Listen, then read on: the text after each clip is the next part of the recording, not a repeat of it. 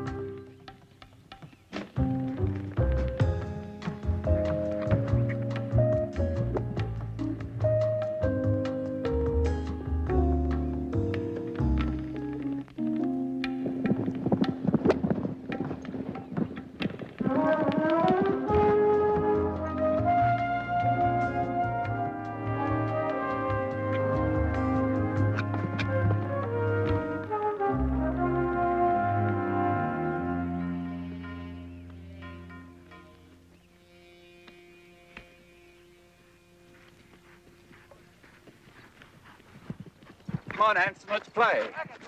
Oh, John, I think I've had enough for today. I'll wait till Saturday for my better shots. When are you going to sell me that mare? I'd rather sell my right arm, old boy. With that mare, you could play with one arm. Yes. I'll see you.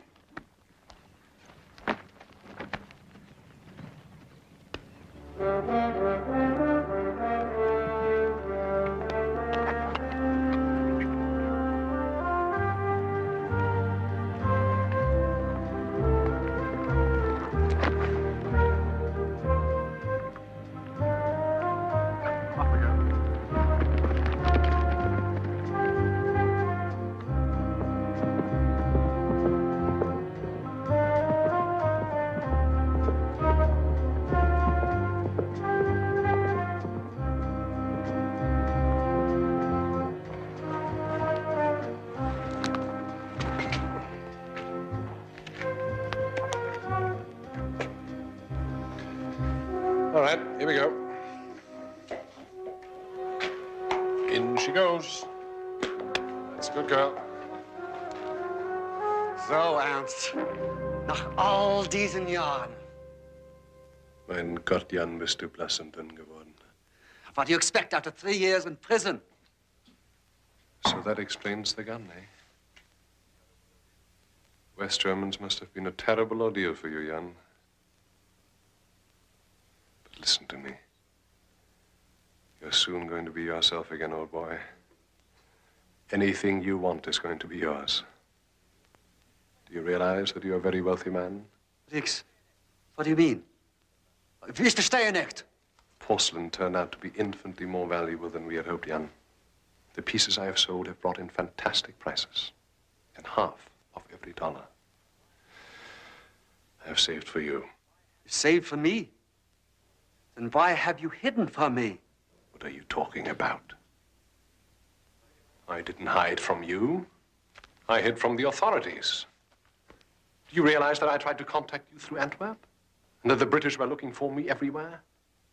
Listen to me. Life hasn't been exactly easy for me either. Yeah, I did not think of what this time has been like for you. Well, never mind, old boy. From now on, life is going to be great for both of us. I have set us up a nice little art gallery. An excellent front to sell our porcelain. I've seen it. An impressive place. So good to see. Look. I prefer not to talk around here. There's a clearing about 1/4 mile up the hill, below the bridle path. I'll see you there in 15 minutes. All right? Yeah. Okay. Jan. Glad to see you.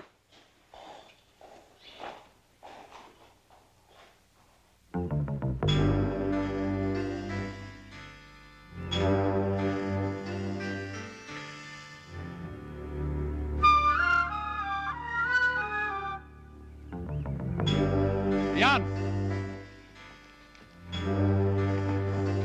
Well, there you are.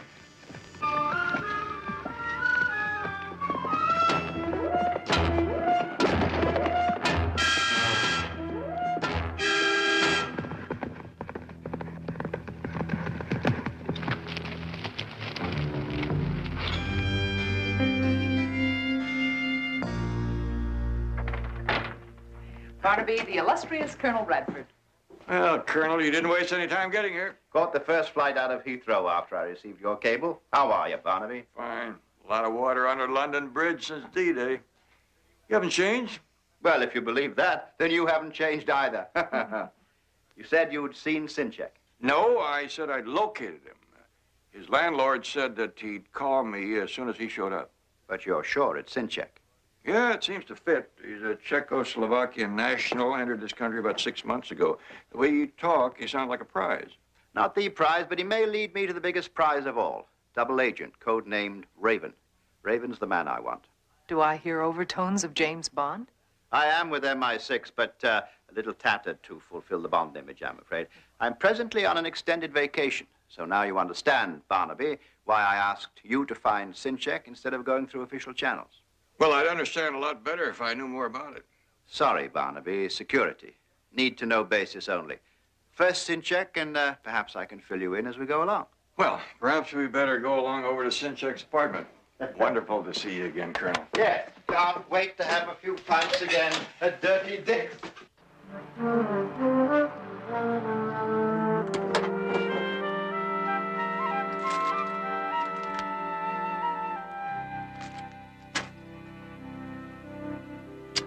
Smelled like the manager was right. He said nobody had been in or out of here for 5 days. I must say, it looks like Sinchek, all right. Checked labels, and the size fits our man to a T.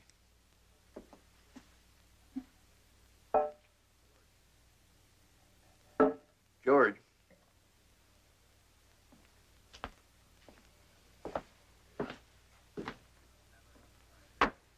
Ah, clever utilization of American sensibilities regarding the WC.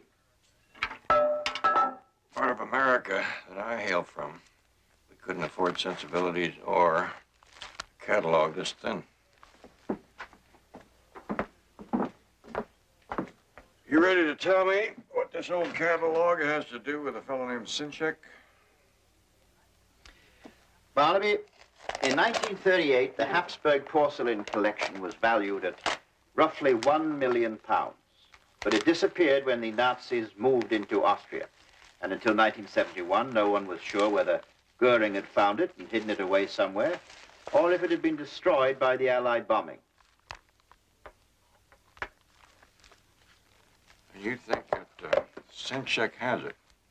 Hardly. We think Raven has the collection. Sinchek's been in a West German prison for 3 years. Well, then, if Sinchek located the collection, you think it's a pretty good chance that he knows where Raven is? There. You see? You have it all. But I would have to know who Raven is before I can be of any help. Raven was a double agent working under my branch. He worked for you? Until 3.5 years ago. One of our people working with Raven and Sinchek got word to us they'd stumbled onto the hiding place of the Habsburg collection. 24 hours later, the agent was murdered and Raven dropped out of sight. No leads? Not the foggiest, until Sinchek was released by the West German authorities. It's a certainty he's after his share of the Habsburg loot. That's why I think he's come to California. What does Raven look like? I never saw the man. He was working for the East Germans when we cultivated him.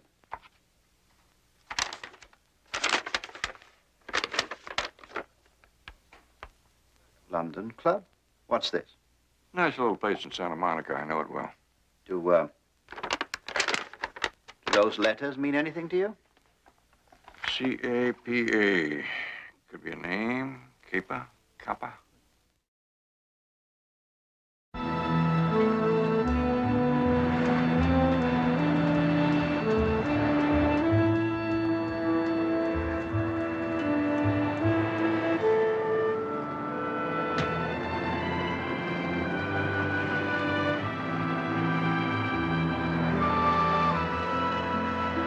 Lot 32 in your catalogs, ladies and gentlemen, and porcelain vase, authenticated early Ming from the Constantine collection. The bidding will start at $16,000. Now, if you'll step right this way, please. There's an item of particular interest that I'd like for you to see before the auction begins. Come in. Hello, Mr. Albright. Came as soon as I got your message. How good to see you. Yeah, you remember my appraiser, Mr. McLean? Yes, of course I do. Hello, Gordon. How are you? Very well. John tells me that you have another very interesting piece. Yes, I do, but I'm afraid it's rather expensive. You see, it's a Barnaby. I'm sure you can imagine how surprised I was when it arrived here, because, you know, they are virtually extinct. Now, let's have a look.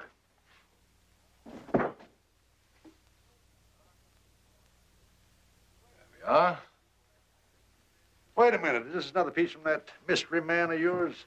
Now, Mr. Albright, I don't think Mr. Smythe would appreciate your rather clandestine characterization. I can save the $2 words. He appreciates my money well enough.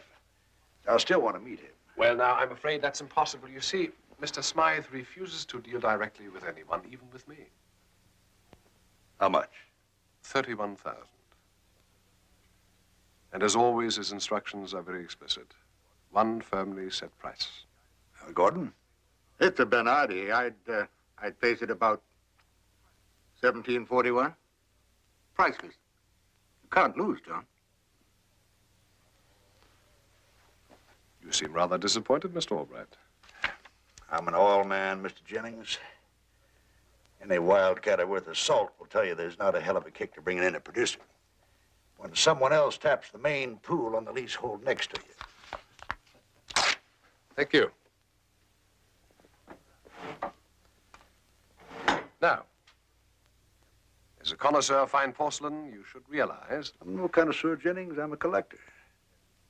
No, down the road from me, Mason Evans has got a collection of paintings he can't tell from road maps, but it's the best of its kind in the world.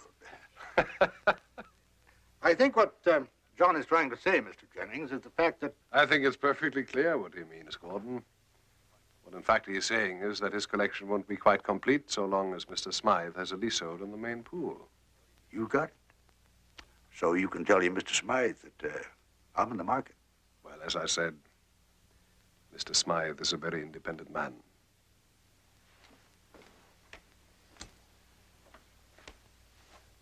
There we are.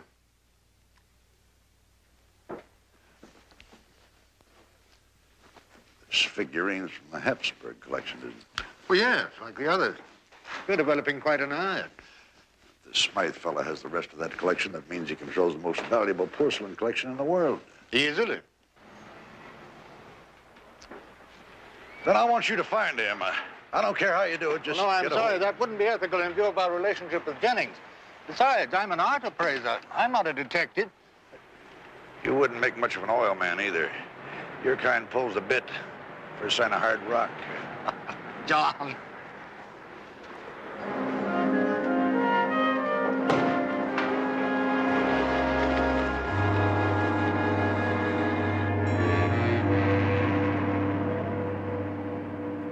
Wait a minute, don't go away. I got another one here. All right. And here we go. Did you see that? Huh? Want to see it again? Okay, watch. Here we go again. Holy man. Come on, baby. And there she is. Oh, yes, I've seen this gentleman several times. He's Middle European, isn't he? Did he meet anyone here? No. No, but I did get the distinct impression that he was looking for somebody. Did you ask for anyone? Anyone named Kappa or Kippa? No, I've never heard that one. What did you say this gentleman's name was again? Sinchek. Jan Sinchek. Well, perhaps somebody inquired after him. No. I'd have remembered that one. Well, if he should come in, would you please contact us? I certainly shall, sir. Thank you. Hanson, what's the matter? Nothing at all. For a moment, I thought I'd recognize an old friend. I guess I was mistaken.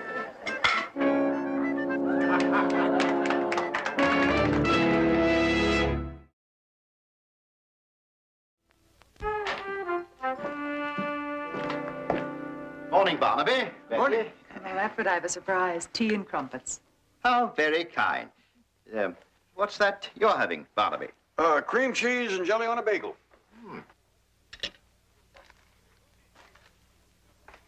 Very good, these beagles.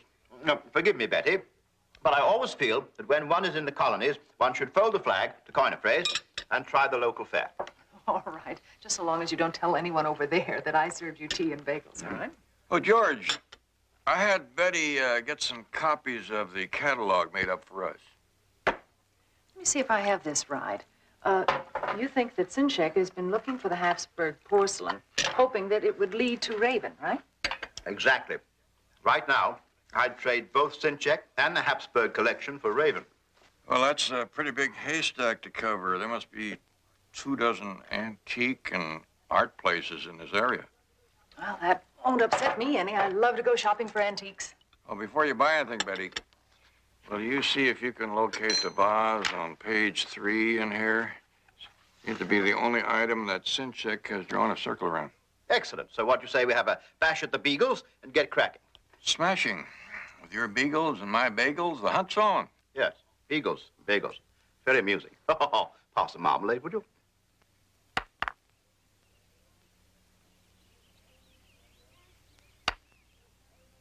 Anson, your friend has no mercy. I know. Just play no end, Miss Jennings. Old American custom. I'm glad you've been playing against that husband of yours too long. Loser pours. What would you like to drink? Bourbon and French, if you got it. Okay.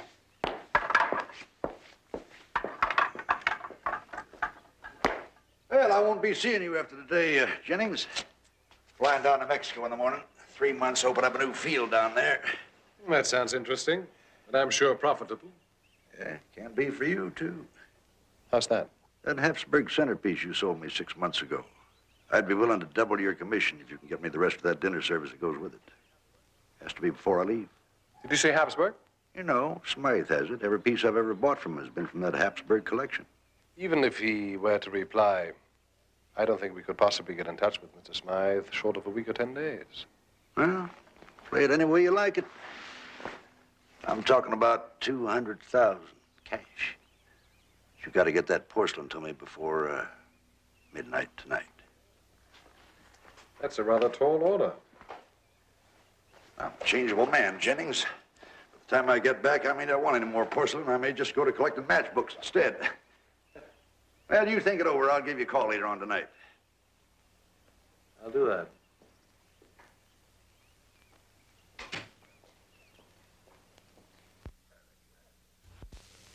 I think I recognize this man. Yes, I'm sure of it. He's hardly the sort we cultivate as clientele, but he was interested in a porcelain vase, 18th century. Would this be the one? It would be. Truly a priceless piece. And you sold this vase right here from the gallery? Yes. Mr. John Albright, the oil man, bought it. Did you handle the transaction? No, Mr. Jennings personally handles everything from the Smythe collection. Smythe. How would I get in touch with him? I'm afraid you'd have to speak to Mr. Jennings about that. He'll be here in the morning. Well, thank you very much. I'll be in tomorrow. Certainly, sir. Yeah, that's very pretty. My granny had a set like that back on the farm. How much would an item like that be worth? This one is appraised at $9,000. That's more than we got for the farm.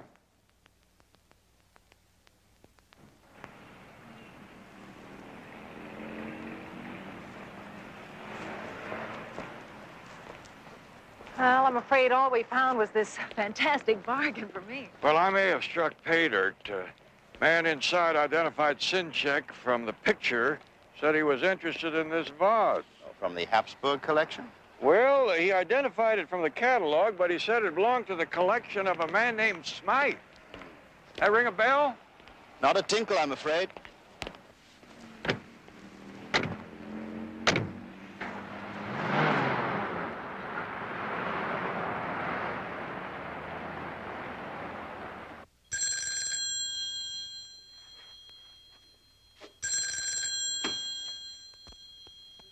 Hello, Jennings speaking. Siddons here. I thought you might like to know, sir.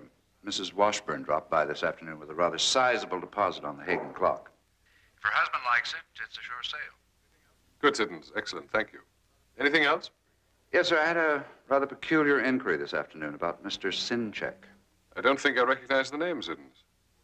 Oh, no, sir. Of course not.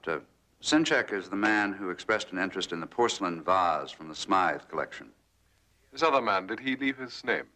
Yes, it was Barnaby Jones, a private detective. Did you tell him anything? Well, knowing Mr. Smythe's desire for privacy, I referred him to you, Mr. Jennings. All right, very good, Siddons. Thank you and good night.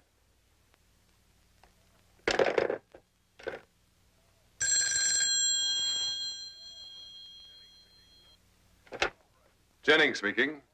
John Albright. Any news for me? Mr. Albright.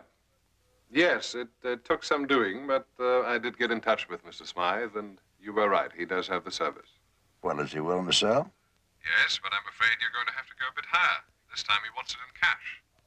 Do you think you can manage that? How much? $225,000. I'm afraid I couldn't get him to take less. Oh, that's all right. I can handle it. Do you have it now? No, what if I deliver it to your hotel tonight, say by 11 o'clock? I'll be waiting. All right, very well.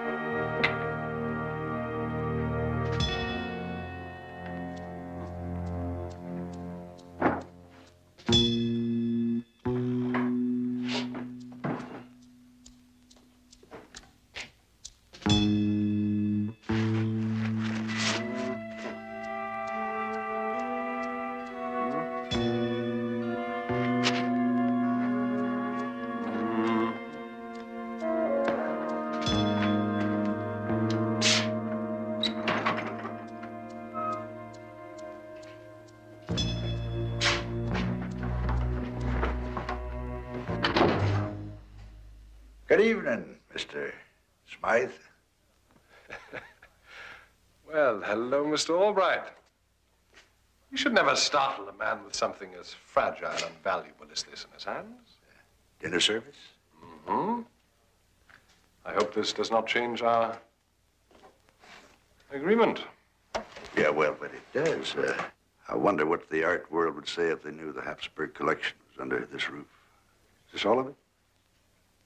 Except for a few pieces here and there, it is, yes. I'm not going to ask you how you got your hands on it.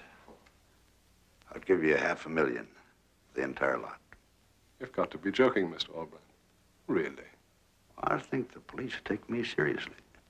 You know, that's beginning to sound a bit like extortion. They'll think of it more as a distress sale. You'll have your $500,000 and your peace of mind. Mr. Albright, be reasonable for a moment. I mean, take a look at this lower shelf here, for example. There we are. Now, these are Meissner figurines. I think they themselves are worth more than $500,000. You don't have to sell me. I'm convinced of the value. But take a good look. I mean, surely you can offer more.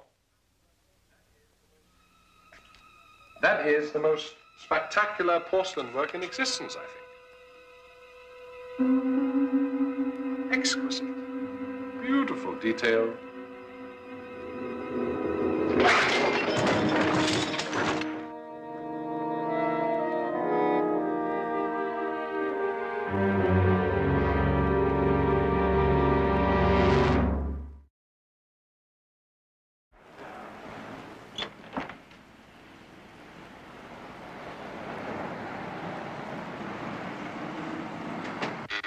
Yes, Siddons. Mr. Jones and Colonel Radford to see you, Mr. Jennings. Very well. Send them in. Thank you.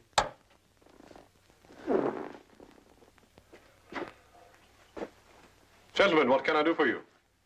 Well, Mr. Jennings, it's about this vase. Your Mr. Siddons said that you sold it to a man named John Albright. Oh, yes, I recall. As a matter of fact, that's the first item of the Smythe collection I ever sold. Please sit down. Oh, was it expensive? $23,000. It's a remarkable piece. Remarkable price. John Albright is an enthusiastic collector. You mean he was? I beg your pardon. I don't believe Mr. Jennings has seen the morning paper. Poor John. He was not only one of my most valued clients,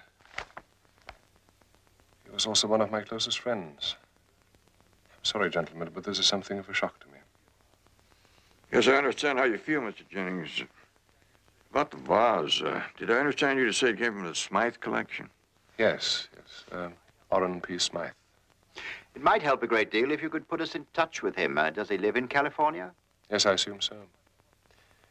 But I'm afraid that's quite impossible. You see, John Albright made the same request. And since he had bought several of the Smythe items, I thought it was most appropriate, but Mr. Smythe never responded. You mean he refused? No. No, it's not that.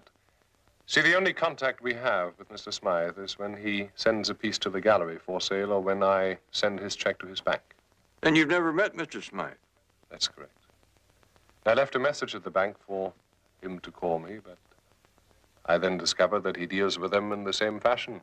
I've never met him either. Sounds like a bit of an eccentric. Or someone very clever. What bank does he use?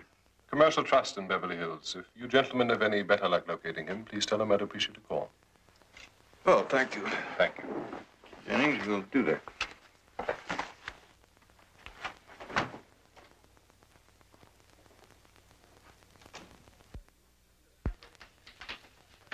This is everything we have, Barnaby. Looks like a routine hit and run to me. What would a multi-millionaire be doing in that part of town at that time of night? Maybe you could tell me. Hairline skull fracture, internal injuries. Your crew got any estimate of the speed of the car? Somewhere between 35 and 50. That's a lot of in-between. Wouldn't the body have been thrown clear? It says there were tire marks on the victim. Well, it also could have been thrown forward by the impact and then run over. I mean, it happens that way, too, Barnaby. Just trying to get a feel of the odds. What's this? Well, that's porcelain dust. Porcelain dust? Where'd it come from? It's dust residue from the victim's hair and shoulders. That had a stump for a while. We found out Albright collected porcelain. What do you do, carry it around in his hat? Big chips in here. Not half as big as that one on your shoulder. What are you up to anyway, Barnaby? Sorry, Lieutenant. Top secret. Need to know basis only. Oh, yeah. Well, you asked.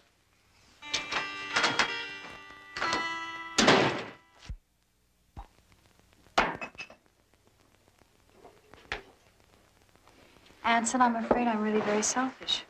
Why is that, darling? Well, when I heard about his death, all I could think about was that it was the end of our plans to go away. I'm really going to miss that. But he won't have to. Because you and I are going to have to leave right away. I don't understand. Darling, it concerns the Ming collection. Probably the largest to have been smuggled out of China since World War II. And if you and I get to Hong Kong within 48 hours, it is all mine, without so much as an outside bid. I can't possibly be ready that soon. There are a million things to do. The house and the car. A million things. I'll give you till tomorrow noon. But, you promise me not a word to anyone because I can't afford having the competition find out what I'm up to. Oh, I understand that. Mm-hmm. Loose lips and all that. Mm-hmm. Beautiful lips.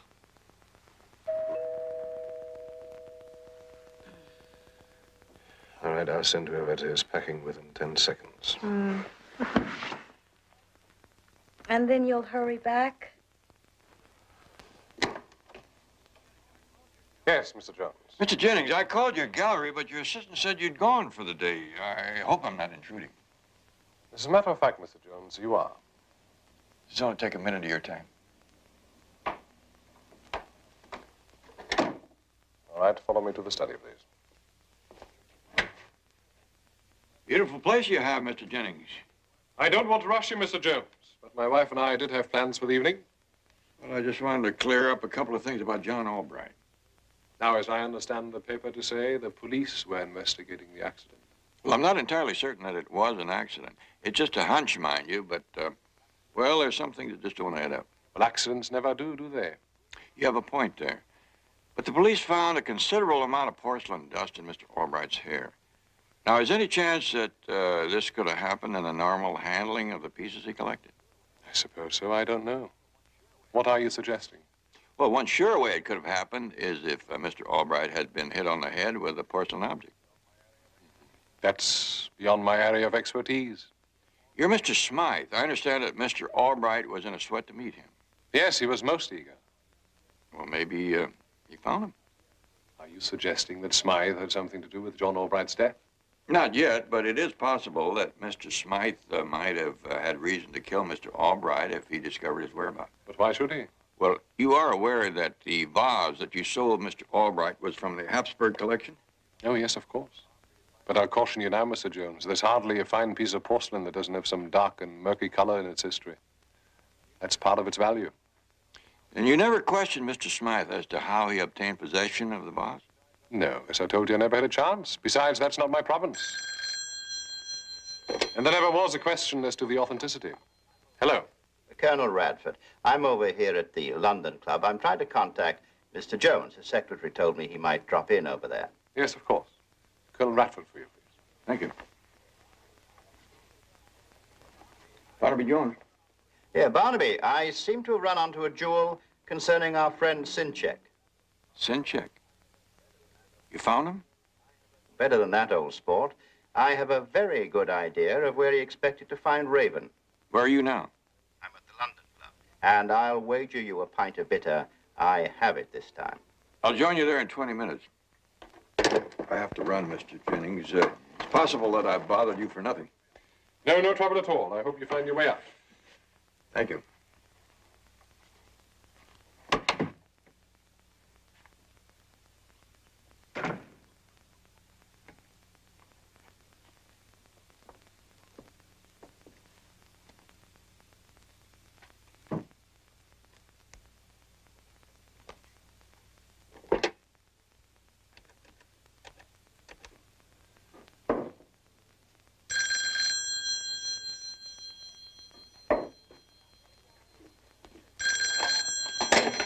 Thank you for calling London Club. Yes, hello. Colonel Radford, please. One moment, please. Colonel, it's for you.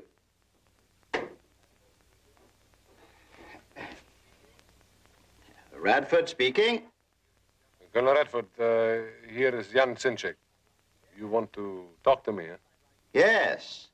Yes, I'd like very much to speak with you. You know Pacific Botanic Garden? I can find them. All right, you meet me there in 15 minutes. Lower entrance to main greenhouse. Hello? Hello? I'm expecting Mr. Jones. Could I leave a note? I've been called away. Certainly, sir. Mm-hmm.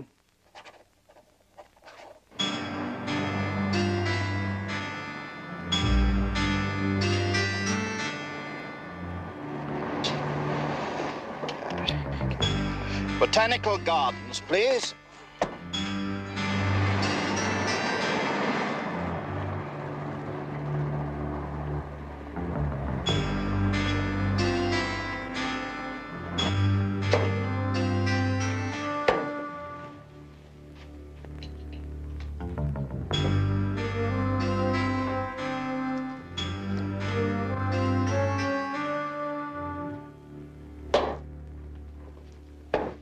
Oh, Mr. Jones, I've got a note for you. Where's Colonel Radford? He left, sir. How long ago did he leave? Oh, you just missed him. Thank you. Right you are, sir.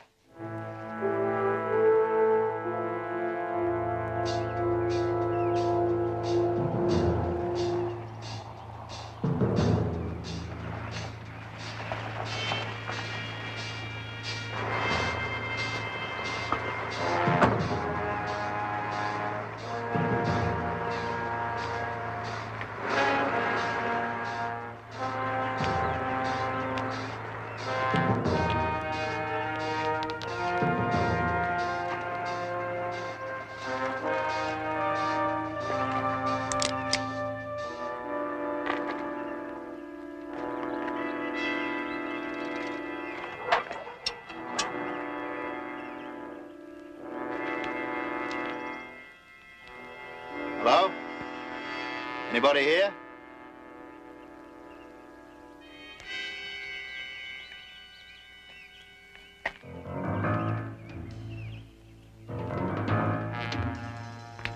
Sinchek? Damn it, man, show yourself.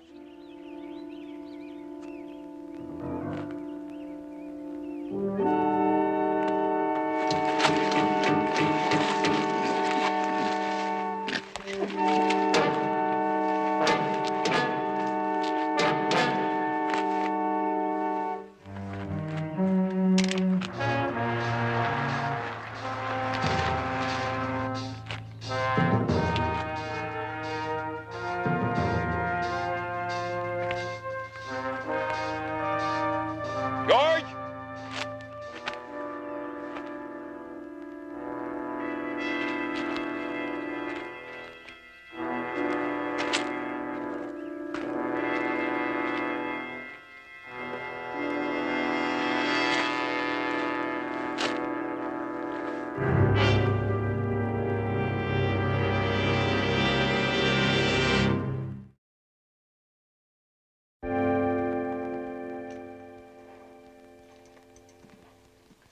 Will Colonel Radford be all right? He's going to feel like he swallowed a handful of nails for a while. But with the sedative we've given him, he should be able to handle it. May I talk to him? You can try, but he'll be asleep in a few minutes.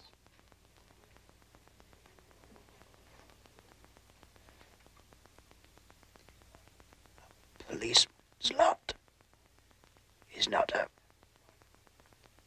happy one. Don't talk, George. I'm going to ask you some questions. All you do is nod or shake your head, you understand? The note said that you were going to meet Sinchek. Sinchek? At the Botanical Gardens. Did he call the London Club? Did you get a look at him? That's enough. Take it easy, George. I'm going to check the London Club. Barnaby. C.A.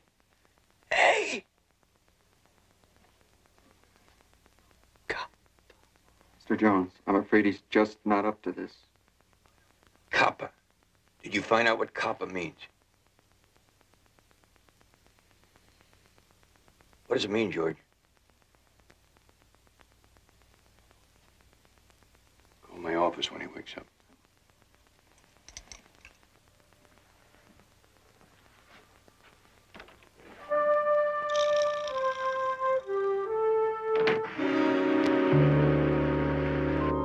yes, sir, Mr. Jones. I remember that phone call very well indeed. Did he say anything before that about Kappa or Cape or anything that sounded like that? No, sir, I don't recall. Colonel Radford ordered a pint, and then we spent most of the time throwing darts till he went to ring you. It must have been something else. I think. Nothing. Oh, I tell a lie. Yeah, he did seem most interested in our trophy collection. Trophy? Yeah. It's our effort to keep a bit of old England alive here in the colonies. Golf, cricket, polo, rugby. We put up a cup in each for our transplanted countrymen. Truth is, though, we have to fill out many of the teams with your blokes in order to get through the season. C-A-P-A. What does that stand for? Commonwealth American Polo Association. It's rather grand, really, isn't it? That goes to the outstanding player each year. His name wouldn't be Smythe, would it? Oh, no, good heavens, no. Let's see. The first recipient was Bannister, then Knipe, then Gordon, Forrester, then, of course, for the last 2 years, Mr. Jennings. Anson Jennings? Yes, he's a 10-goal polo player. Highest scorer last season. Well, Harry, unless I miss my guess, you have just outscored him.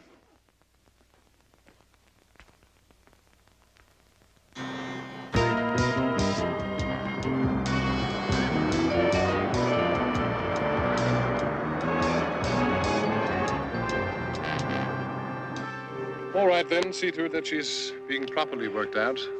Otherwise, she'll grow fat without the mattress to keep her trim. You can count on me, Mr. Jennings. She's my favorite. Well, she's mine, too. If I send you a note telling you to sell her along with the others, don't take a penny less than 8,000. No trouble moving her at that price. All right, then I'll take her out for one last run. If anyone asks for me, tell them I'm out in the bridle car, all right? Yes. All right, off we go.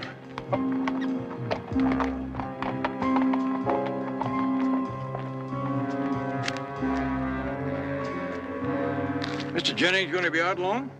Took his mare out for a ride. He ought to be back shortly. I don't understand why he went. He's got a plane to catch. He'll never make it.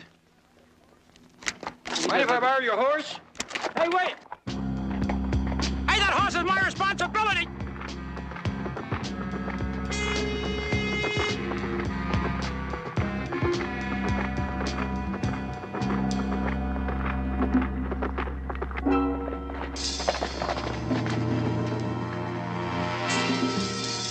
It's my game, Mr. Jones.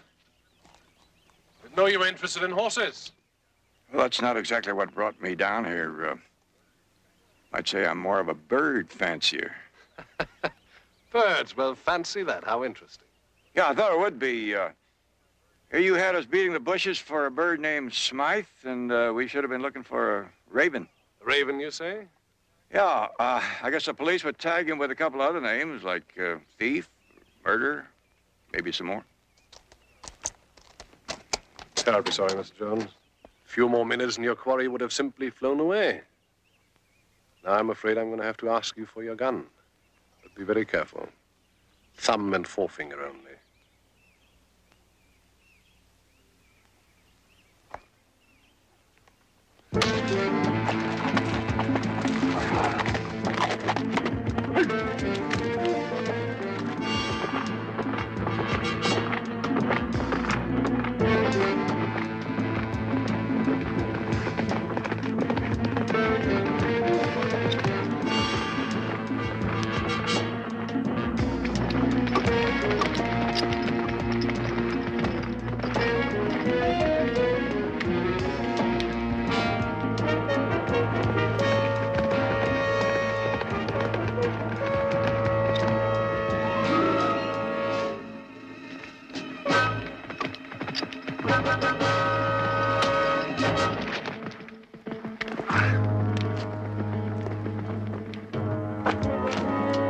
No fast move.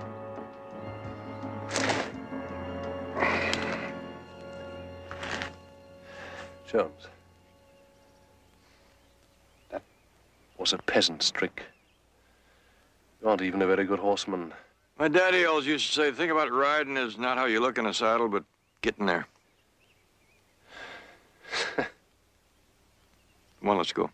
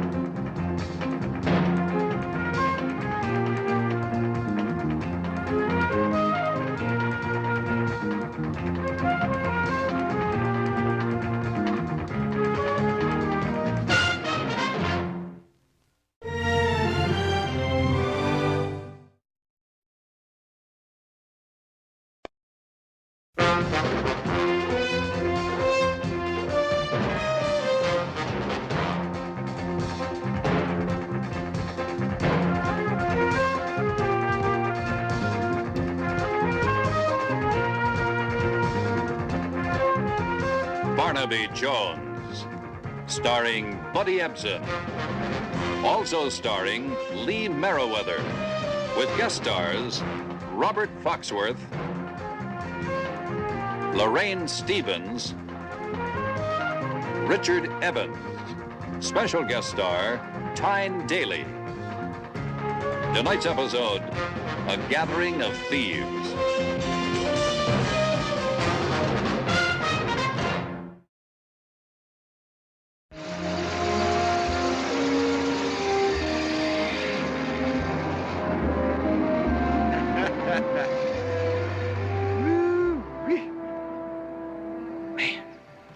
If there was one born every minute, I could make myself $1 million an hour.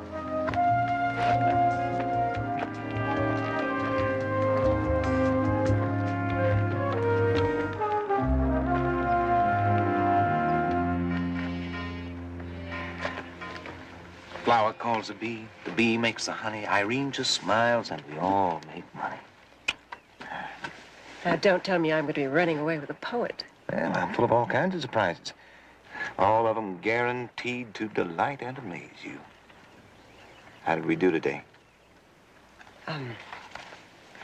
We did 14 cash sales and 5 earnest money checks. Okay. How much longer, Whit? I think you can stretch your patience another 3 weeks. It's just that every week goes by, I get more nervous. Hey, now, you can't play a cool hand when you're nervous, baby. Steady. Keep smiling. We're building our pot here. We're not going to be greedy. I figure we can be real happy on $500,000. I've never heard of that much money. Well, you stick with Whit Brewer a little while, Flower. He picks up money like a magnet. Say, take care of paying the caterers, will you, honey? I got to get into town and take care of our silent partner. Keep her happy and silent. Do you have to take Madge to dinner every night? Now. That's the small town Irene Hopkins talking. You think French Riviera, baby. Okay? Bye-bye.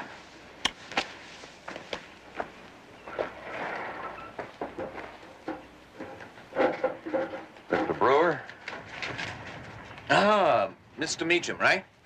Well, at least you got that straight. Don't tell me you missed the bus. Well, listen, we'll be glad to drive you into Bryan Pass. You can catch a bus there. No, I didn't miss the bus. I think I missed the boat. I don't follow you. Maybe you better follow me. Right now. Shall we? Sure enough. Customer's always right.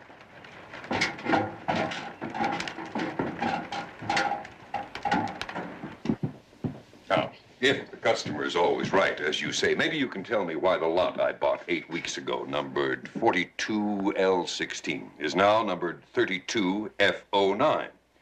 Now, when I bought it, it was lakefront on a hillside, right here.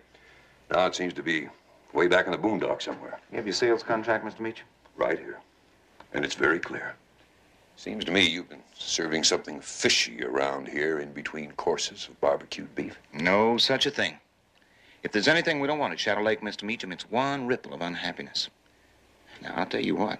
If there has been a mistake, We'll trade you 2 lots over here on the other side of the lake for the one you bought by mistake. That sounds an awful lot like a bribe to me, Mr. Brewer. Mr. Meacham, I'm really hurt that you'd think that of me. It's more than generous. Too generous and too pat. Just so I don't hurt your feelings any further, I'm going to turn this whole matter over to the state real estate commissioner. Now, wait just a minute. I'm sure we can take care of this whole thing. I think you've been swindling people by the busload. And before I'm finished with you, you're going to wish you were on the one that just left. Oh, Mr. Meacham. Mr. Meacham, now you're just all riled up over some very simple mistake. Now, Look, listen. simple mistakes are what give you away, Brewer. Look, that machinery hasn't moved an inch in the last 8 weeks. It's window dressing. Now, you have no intention of building a lake here, and I'm going to prove it. Shadow Lake is just another shady operation, so save your smooth talk for later on. See if it can't help you slip out from behind bars.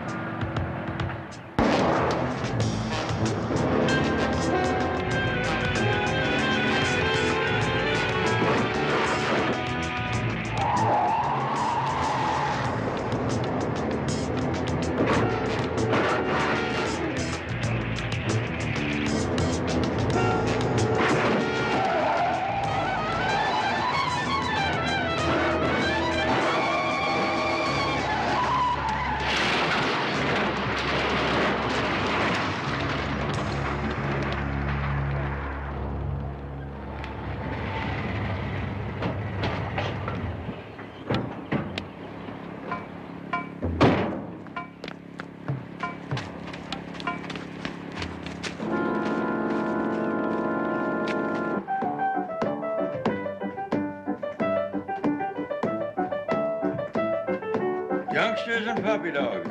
At this age, they all seem like they're made out of rubber bands. All right, fine. That'll be all girls. Be sure to see Mrs. Porter before you leave. Unfortunately, Mr. Jones, neither my father nor his car were made out of rubber bands. Will you look into this for me? I made a call to Deputy Jeremy Carter at Bryan Pass after I talked to you. He was very sympathetic, but he said that the accident occurred exactly the way he told you. I'm not interested in the sympathy of some small-town deputy. I want to know the truth about how my father died. Well, Miss Meacham, or is it Ms. Meacham? Miss. At this age, I have no intention of confusing any bachelors. Well, in order that I don't stay confused, I have to ask you the mandatory and delicate question. My father did not drive off any cliff in a drunken stupor, Mr. Jones. About the strongest thing he'd ever drink would be a glass of sherry at Christmas or a class reunion. But a fifth of scotch in his house would last for 4 years. Well, that doesn't sound like a sipper, much less a drinker. But the deputy did say that that is a dangerous stretch of mountain road. Well, then I'm sure my father was aware of it, Mr. Jones. He was an old-school college professor. His life was like a textbook on caution and self-control. And he drove the same way. He thought Los Angeles to San Francisco was a 3-day trip. This is the most recent picture of him that I have. You say he'd been up to Bryan Pass several times in the last few weeks? He'd bought some property near there. Shadow Lake, I think he called it. He was having sketches made of the cabin he was planning on retiring in. He was bubbling like a kid planning his first treehouse. I think I would have liked your father. Will you help me? If the truth will help you, I'll try to find it. I'm no expert, Mr. Jones, but I've had to haul enough drinking drivers out of Bryan Pass, dead and alive, to know that road is no place for bottle babies. Mr. Meacham's daughter said he wasn't a drinker. I know. I talked to her. You know, I'm sure that girl thinks I'm some kind of backwoods boy who got my badge by sending in box tops. Well, you appear to me to be wearing it very well. Still, she sounded pretty convincing. Well, they say it's an age when fathers don't know what their daughters are doing, and vice versa, Mr. Jones. I tell you, the booze flows pretty free out of those weekend Shadow Lake barbecues. I found a near-empty bottle of scotch in the car. Now, I didn't have the heart to tell his daughter, but Meacham reeked of it. Shadow Lake, that's where Mr. Meacham bought some property. Yeah, it's the best thing to happen to Brian Pass in about 50 years. You wouldn't be able to show me where Mr. Meacham's property was? No, I can't, but Madge Winston should over at the bank. Hey, there she is. Madge? Hold on there, Madge.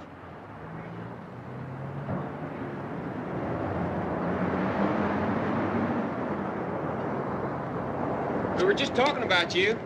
This is Madge Winston. All A's in Brian Pass High. Some things a person just can't live down. And now Vice President and Escrow Officer at Brian Pass Bank. You don't get jobs like that by winning letters in basketball. How do you do? This is Mr. Jones, Barnaby Jones from Los Angeles, Madge. He's a private investigator.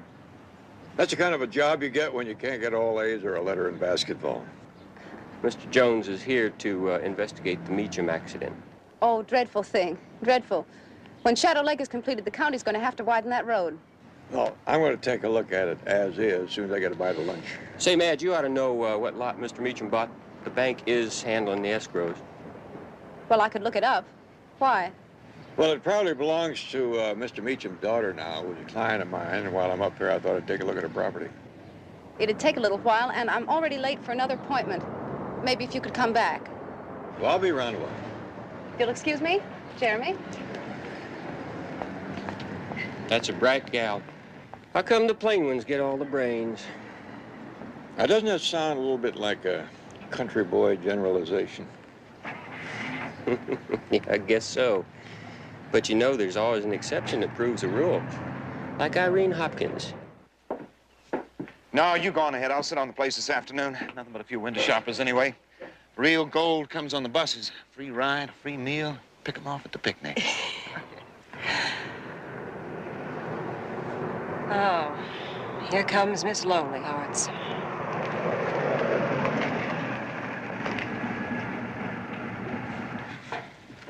Can't leave you alone, can she? Now, you gotta take the bitter with the sweet. You think I enjoy having dinner with her every night? I don't know, do you? Cool it. Our ship's coming in. Now, don't rock the boat. Okay.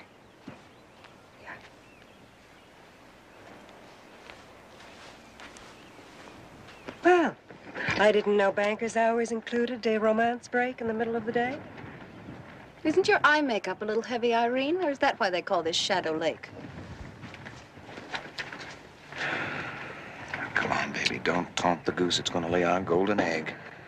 You ruffle her feathers. I suppose that's what she does all day, sit around here preening her feathers for you. I don't like her. She had every boy in school doing a dance. Well, this is no schoolboy you're talking to, you know. I hope not. I'm risking an awful lot for you, Whit. I don't want your head turned by some cheap flirt like Irene. Irene's flirtations are money in the bank. She's the best deal closer I've ever seen. Come on now, you're not going to be upset by Irene, are you? Whit, there's a private investigator in town. Well, send him on out. We're not particular. As long as they put their money on the table. He's looking into that accident. What's his name? Meacham? Yeah. Well, that's all signed, sealed, and filed away. What's there to look into? I don't know. But he wants to take a look at Mr. Meacham's lot, and it's one of the ones I changed. Well, you changed it back to a lakefront like I told you, didn't you? Yes, of course I did. But honestly, Whit, you've had me juggling papers and holding on to that escrow money week after week. I'm getting worried. Now, you relax. By the time anybody starts checking, we're going to be sitting on the fantail of our yacht sipping one of those seductive island concoctions. Oh, here. These are for your signature. I'll pick them up tonight at dinner. Not a bad weekend, I'd say. Very nice. 4-hour retirement. Most active retirement you ever heard tell. Whit, you are terrible. I love you now, but I gotta get back and you're gonna mess me all up. See you at dinner. I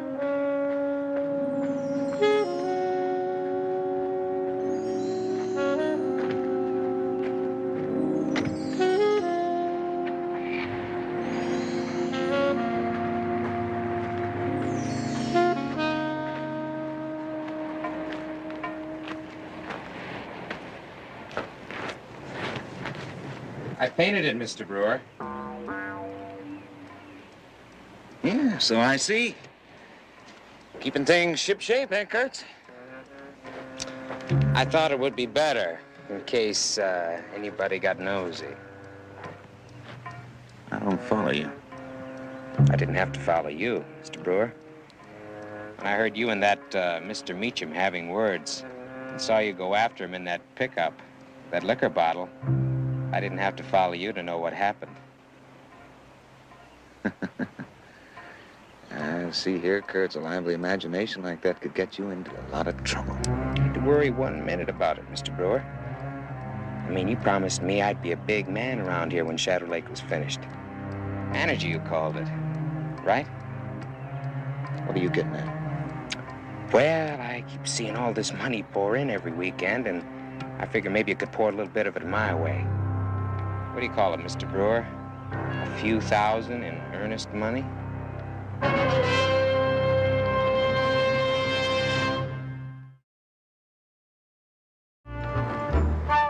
And Charles Ellison is laying out an 18-hole championship course. The first tee will be right about over here. And we've got stables over on the other side of the lake.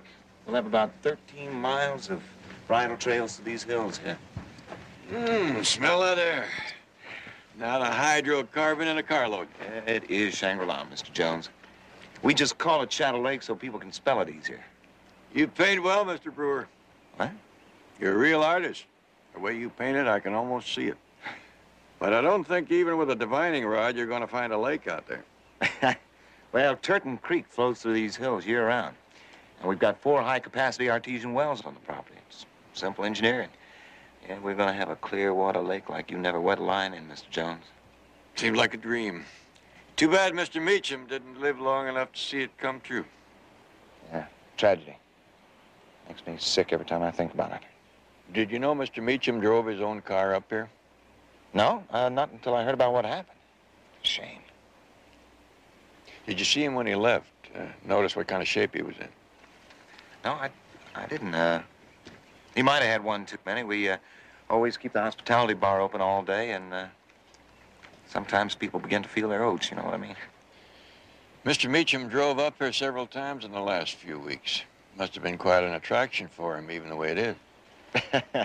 Well, I think Irene Hopkins was part of the scenery he was interested in. Oh? Who is she? She's a local girl, a sales girl I hired. Very attractive. A lot of men Mr. Meacham's age take a shine to her. You know, harmless little fantasies. I think Meacham's was a little more serious. You don't say. Is she around? I'd like to talk to her. No, she's gone into town on business. That's where I ought to be. Maybe I'll run into her. Well, thank you very much, Mr. Brewer. Anytime. Come back on pleasanter business sometime, Mr. Jones. Oh, maybe you could point out Mr. Meacham's lot. Oh, yeah. Right here. 42L16. Yeah, here it is. Lakefront, nice level lot, near the side of the lake, convenient to everything. Well, thanks again, Mr. Brewer. Anytime. Well, I may run into you one of these days on the bridle path. I hope so.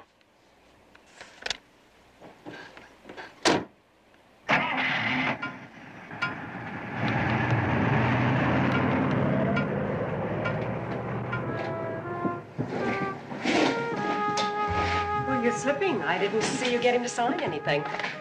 He's a private investigator from L.A. What's the matter? Oh, nothing's the matter. He's been hired to check out that Meacham accident. Oh, is that all? I told him Meacham may have had one too many, in case he asks you. Well, what'd you tell him that for? And I told him that the reason Meacham came up here every weekend was because he had a crush on you. Oh, thanks a lot. You think that's the best I can do? The best way to keep nosy people from asking questions is to give them your own answers first. Right? I don't understand. Look, Suppose the real reason Meacham was coming up here every week was because he'd begun to catch on to the little shell game we've been playing with those lakefront lots. You think he was wise to us? Well, I don't know. But for Jones' sake, I thought it made a lot more sense to say he came up here every week to look at you than at that dusty old lake out there. Oh, Miss Winston. Oh, Mr. Jones, how goes the investigation? Well, I'm kind of a scattergun type of investigator. I let go of the charge of buckshot, then I wander around and see if I hit anything. I hope you don't break any windows. Is there anything I can do? Well, as a matter of fact, it might be. Have you seen Irene Hopkins in town this morning? I'd kind of like to talk to her. Mr. Jones, the less I see of Irene Hopkins, the better I like it. I count it a lovely day if only I don't see her at all. Oh? I understood she was very popular. If you value that kind of popularity. Oh, by the way, I looked up the lot number of the Meacham property. 42L16, if you're interested. I believe it's a lakefront. Yeah, so I understand. Mr. Brewer showed me a map. Did Mr. Meacham pay for that property in full? Well, yes, as a matter of fact, he did. Why? Well, I wondered whether his daughter had to assume any indebtedness in case she wanted to keep it. No, it's free and clear once escrow closes. Oh, escrow hasn't closed yet? Well, we're attempting to close escrow on most of the properties at the same time. It's construction funding. It's rather complicated. Yeah, never did understand the banking business. By the time I figured out 4%, everybody had stopped using it. Oh, you were looking for Irene. There she is. Well, if you'll excuse me, I think I'll spare myself.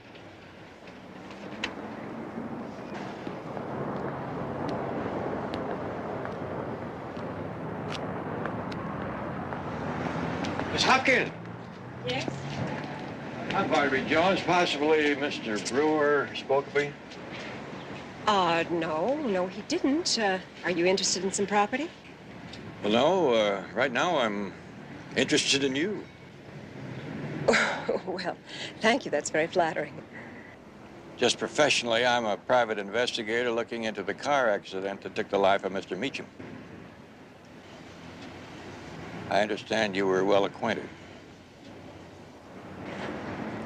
I was very fond of him. I think he felt the same way about me. But that doesn't really matter anymore, does it, Mr. Jones? I'm sorry. I thought you might be able to help. Did you ever hear of him having a little too much to drink, maybe? He used to kick up his heels a little bit up here. We had some fun. He said it made him feel as though he were alive. And it killed him. Look, I'm sorry. You'll have to excuse me.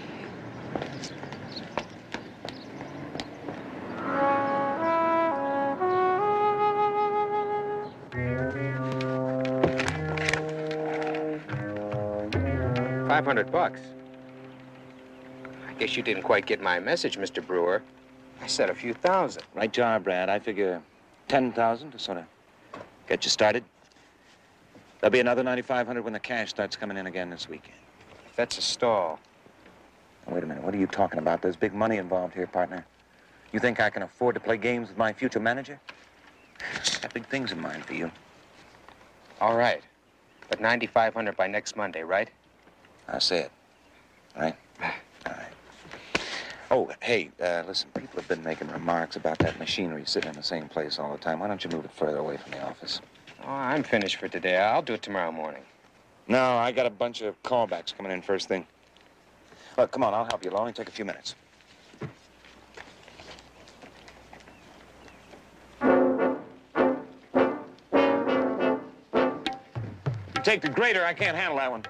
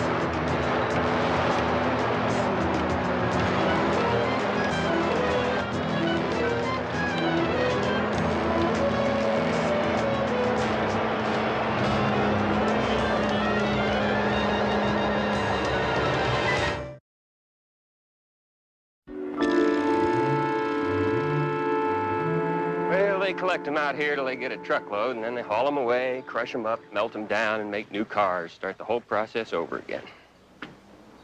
That's it. When they come in like this, it's hard to tell whether it was mechanical failure, driver error, or another car. Well, I hate to sound hard-headed about it, Mr. Jones, but the one thing that's missing here is a strong smell of liquor. The bottle. It seemed pretty conclusive at the scene of the accident. Did you do a blood alcohol on him? Well, with an open bottle on the seat beside him? Yeah, I know it sounds pretty bad, but somehow I just can't picture it. DMV didn't have a single violation against Meacham. Yeah, we're supposed to believe that he was tooling his car through dangerous mountain roads with one hand on the steering wheel and the other on an open bottle of liquor. Well, you got a broken taillight there. Yeah. Kind of plastic. The other one didn't break. Did you find pieces of this at the scene of the accident? Well, they would have scattered over a 20-acre area the way this thing went off that cliff. Yeah, I suppose so. What do you got there? Looks like a splinter of wood caught in the back bumper. Well, there's a lot of brush and small trees out that way. Could have picked it up on the way down. No, this came from a board, some kind of a piece of lumber. Got paint on it.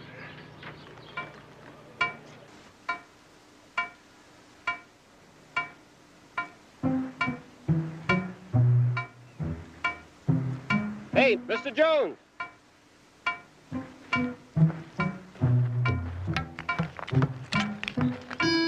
What do you got? Oh, I can't be sure. Might be pieces of Meacham's taillight. By golly. I knew you had the makings of a bird dog, but you're also a very fine retriever. Oughtn't to be too hard to see if these fit on Meacham's car.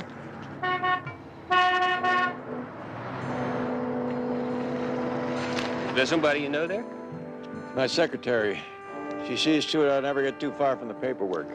Hang on to these? Yeah, you bet. See you in town.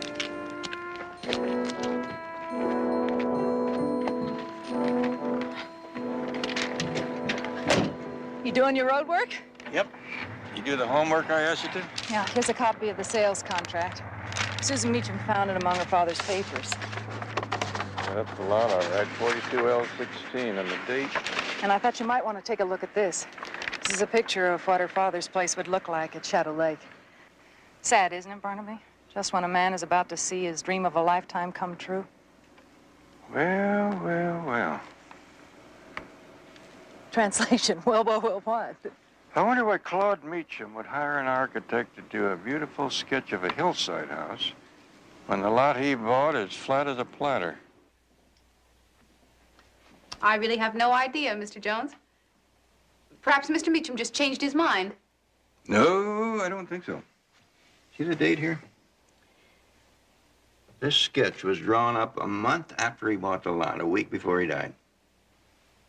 Well, maybe Mr. Meacham was a little confused. I understand that he was enchanted with Irene Hopkins. Oh, where'd you hear that? I thought it was common knowledge. His daughter didn't mention it. Deputy Carter didn't say anything about it. Perhaps I shouldn't have said anything if everyone else is being so discreet. I really don't know what you're getting at, Mr. Jones. Well, join me in the boat, Miss Winston. Neither do I.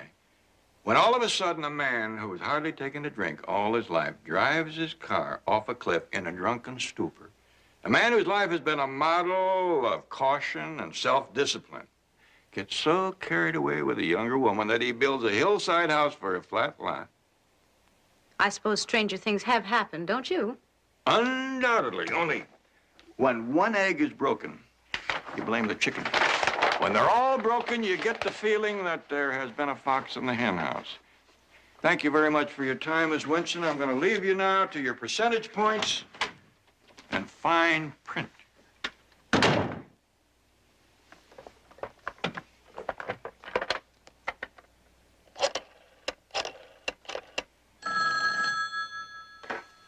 Shadow Lake, Brewer speaking. Hey, slow. I'm only listening with one ear, you know. Darling, I am trying to tell you that this Jones is no fool. In his deliberate, plodding way, he's going to plod right into the middle of our whole little picnic. Well, what makes you think so, Pat? Well, he already suspects there's something fishy about the Meacham property. If he keeps on digging and asking questions, he's going to discover the whole fraud. Huh. Wait a minute, that's a pretty ugly word for just juggling a few lot numbers, Madge. Oh, what do you call it? And Jones is thinking of uglier words than that. He doesn't think that Meacham's accident was an accident. Well, maybe it's all for the best. If you can see a bright side in this, Whit, I wish you'd tell me. You and me, love, that's the bright side. We're just gonna move our honeymoon up 3 weeks. Now? But, darling... Well, no sense in being greedy. There's gotta be over $400,000 in escrow. That should be enough for a happy married couple to get started on. Like this afternoon. We'll pick up your trousseau on the way. Well, I don't know if I can be ready that soon. The money's all there, isn't it? That was the plan. I'll pick you up at your house this afternoon. What is it? Could be evidence of a hit-and-run accident. Or it could be a murder weapon. Let's go see.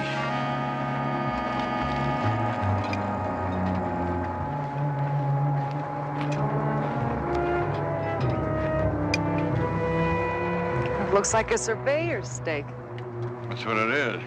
See that surveyor's little metal tag? Somebody's getting awfully careless.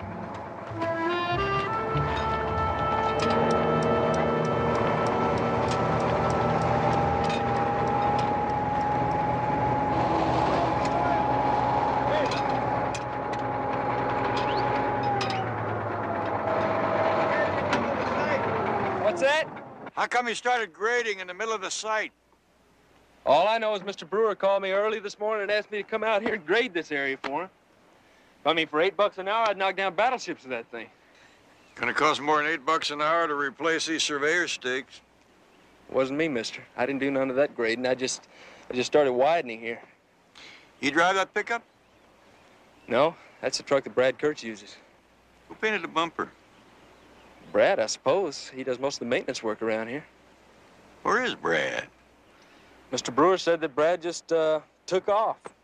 Then he wanted me to finish this job. I mean, all I know is... I know. For $8 an hour, you don't ask questions. Right. Oh, Mr. Jones. If I'd known you were interested in some property, I would have shown you around. Well, I would have liked to look at the lot just north of this stake. I don't understand. Neither do I, because this is an official surveyor's stake and not supposed to be moved. Somebody bulldozed right over it. Well, accidents do happen, I suppose. Is Mr. Brewer around? No, he went into the city to talk to the people who are designing the new golf course. He'll be here tomorrow. So will I. And in the meantime, I'd appreciate it if no one moved that pickup truck. At least until after the sheriff has had a look at it.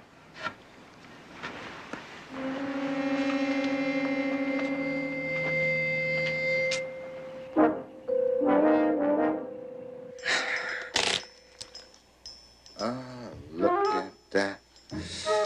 Acres of green, all planted with big round zeros.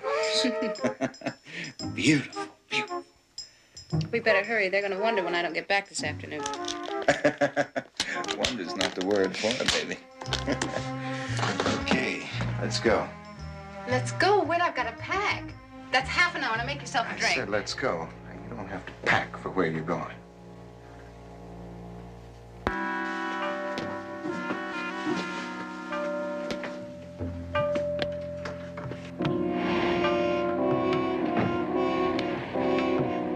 One over there to the right, you're gonna drive.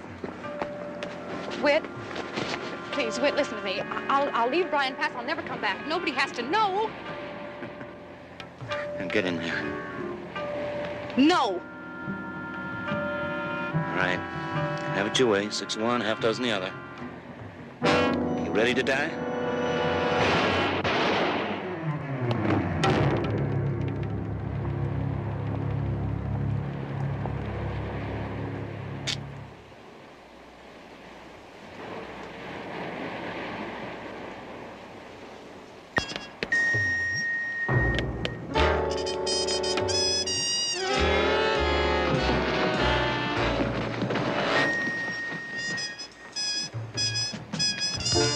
I've always said it, Irene.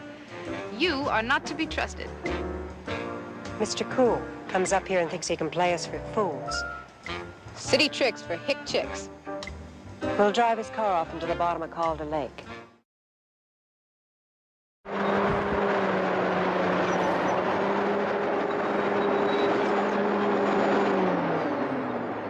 Take a swipe over this way.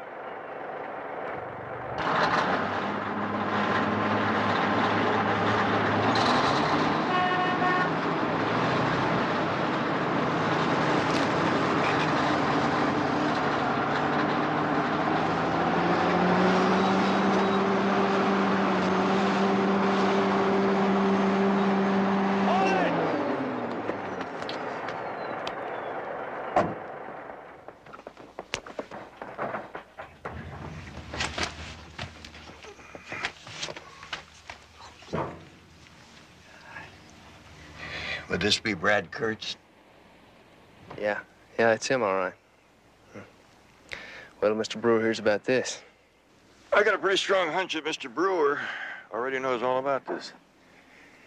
You better call Deputy Carter. That's why I came out here. He's been trying to reach you at the motel for over an hour. He wants you back in town right away. What about? Whit Brewer took off with $400,000 in escrow money.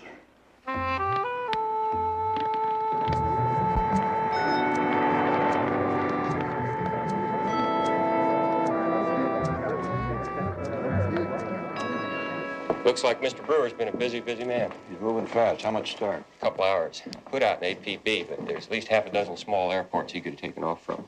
Say in a chartered plane from L.A. How'd you hear about it? Madge and Irene. Come on.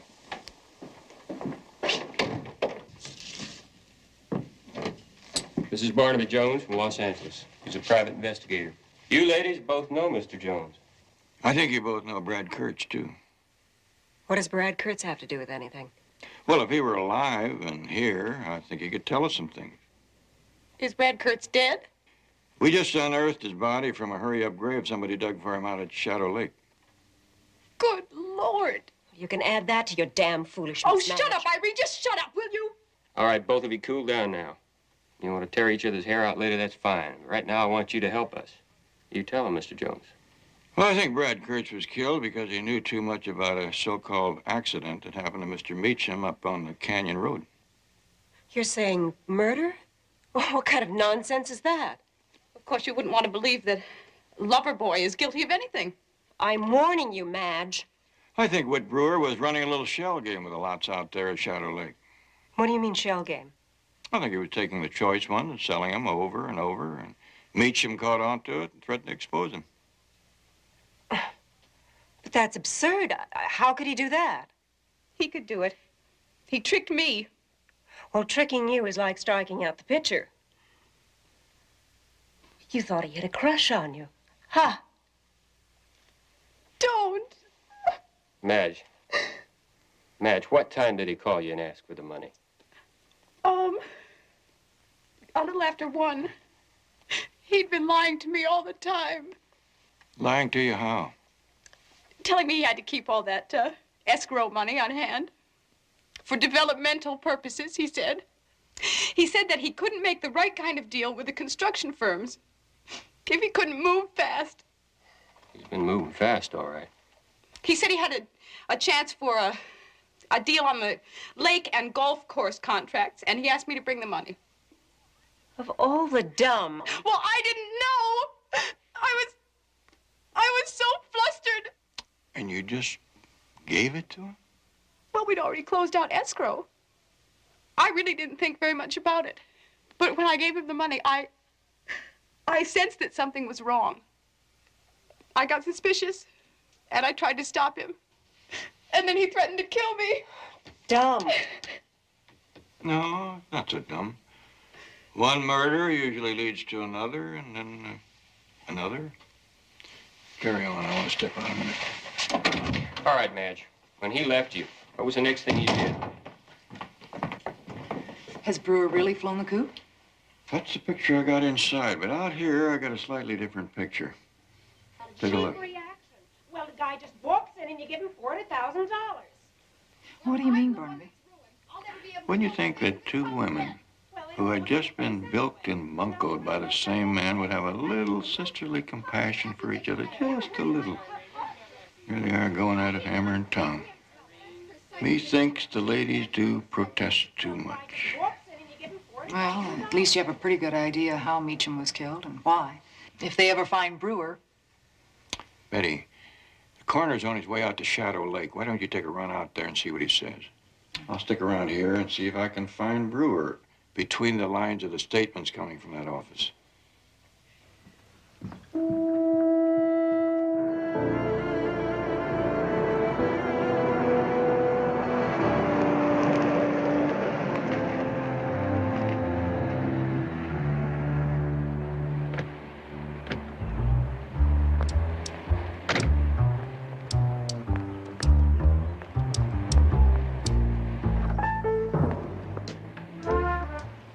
Well,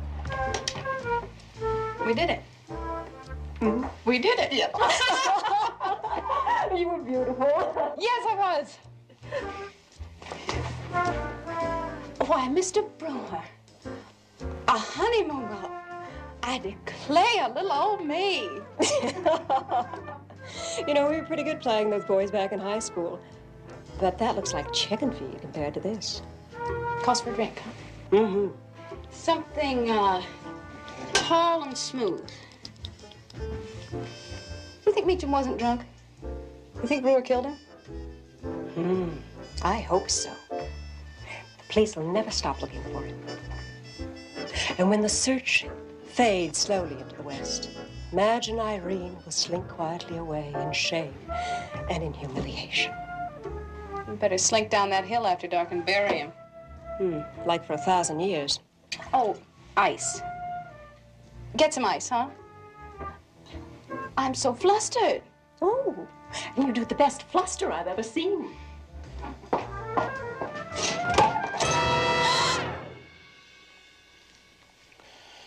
All right, kittens. Let's have it. Over here. Madge, here. Togetherness. That's what I like to see. Whit, listen to me. The police are looking for you. You bet, baby. Everywhere but here. You took care of that all right. You need a doctor. Let us get your doctor. Don't make me laugh. It only hurts when I laugh. But I'm gonna get well real fast. As soon as I see that money. Now get it. It's not here. Bet it is. And as soon as I kill one of you, the other one's gonna tell me where it is, right? All right, Whit, all right. It's outside. It's in the garage. You'll never get away with it. I've already gotten away with it. Isn't that what you already done for me when you talked to that hick sheriff? Isn't that what you told him? Well, what you gonna tell him now? In fact, I might just decide to stay right here and rest up. And neither one of you can say one word. Move.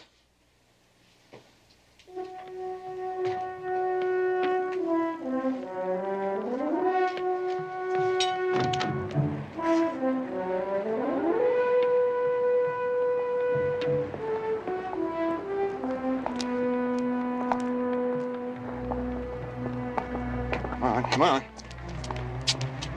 It's inside. Let's get it. Don't you put your hands on anything but that money while you're in there, you hear me?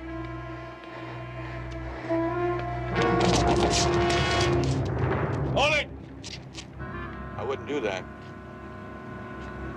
You've already tried to kill him once. Once is enough, isn't it, ladies?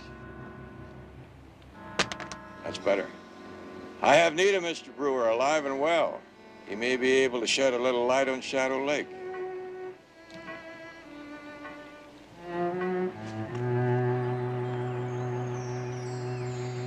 Turton Creek flows through these hills year-round. Together with the high-capacity artesian wells on the property, you're going to have a clear water lake like you never wet a line in. Are you buying or selling? Little boats. I can see why Dad loved it. Who knows, maybe I'll go ahead with his cabin. He'd have liked that. Yeah, I think he might have. Money's all back now and in good hands. As soon as they get the lot straightened out, who knows? Maybe Shadow Lake will finally become a reality. Isn't it something? With a little bit of patience, Mr. Brewer might have become a wealthy man anyway. Yeah, I'd say that. Well, there's room here for an 18-hole golf course, and over there, far side of the lake, a stable and miles of bridle paths going up in those hills. Barnaby. How much did they say lots were selling for here? You're kidding.